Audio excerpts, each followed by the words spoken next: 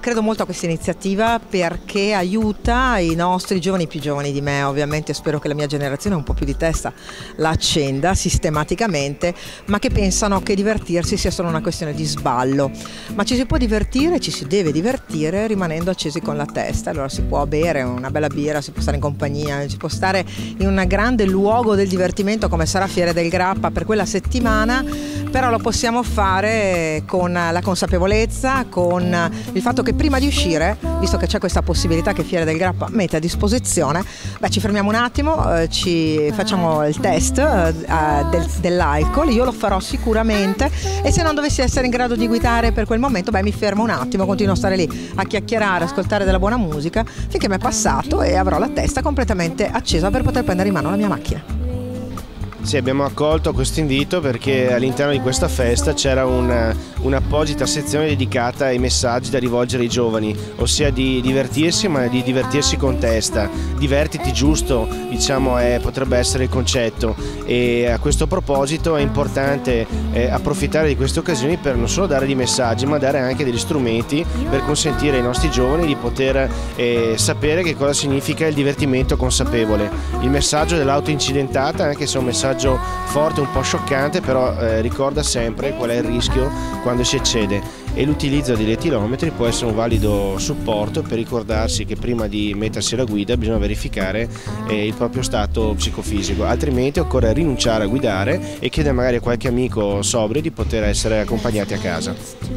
Sì, festa con testa significa che noi siamo per il divertimento sicuramente, ma un divertimento non fine a se stesso, un divertimento con la testa sulle spalle, un divertimento dove si deve coniugare la musica, il cibo, il bere, a quella che è l'attenzione importante che tutti i genitori chiedono ai loro figli. Allora in questa logica abbiamo così preso al volo un'iniziativa che era Accendi la festa con la testa, assieme alla GUNG, e l'abbiamo trasferita da Treviso a Vicenza, e sicuramente i partner pubblici di questo sono stati entusiasti, ma ciò non toglie che credo divertirsi sia un diritto e anche un dovere. Ovviamente se fatto con attenzione diventa anche straordinario, e quindi questo straordinario è l'invito che io faccio a tutti, perché sarà veramente una festa straordinaria, 8 giorni importanti e un ultimo giorno, un Halloween da fare con delle streghette che sono degli Havana di X Factor, direttamente da X Factor con Radio Peter Pan, e credo sarà una conclusione degna di un 8 giorni importanti. C'è una cultura purtroppo sbagliata che fa pensare ai giovani che non ci si può divertire se non ci si ubriaca, e molte volte questa cultura sbagliata ha effetti nefasti. Vediamo ogni giorno morti sulle strade, feriti, proprio cose che fanno danni irreversibili. Allora fare festa con la testa, come si dice, no? Come abbiamo detto, è una cosa possibilissima, è una cosa che si può fare. Lo dimostreremo durante i giorni di Oktoberfest. Faremo di tutto per sensibilizzare la gioventù veramente a usare un modo di divertirsi sano, che può essere fatto senza rinunciare a quello che sono, diciamo, che è l'esuberanza proprio del giovane, quindi si può divertire in modo sano senza rischiare la pelle.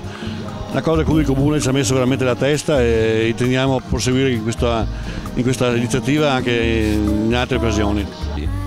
Sì, no, io vi ringrazio per questi complimenti che ci fate, e effettivamente abbiamo fatto la prima festa della prima Fest on Forst a Montebelluna, ha avuto un successone.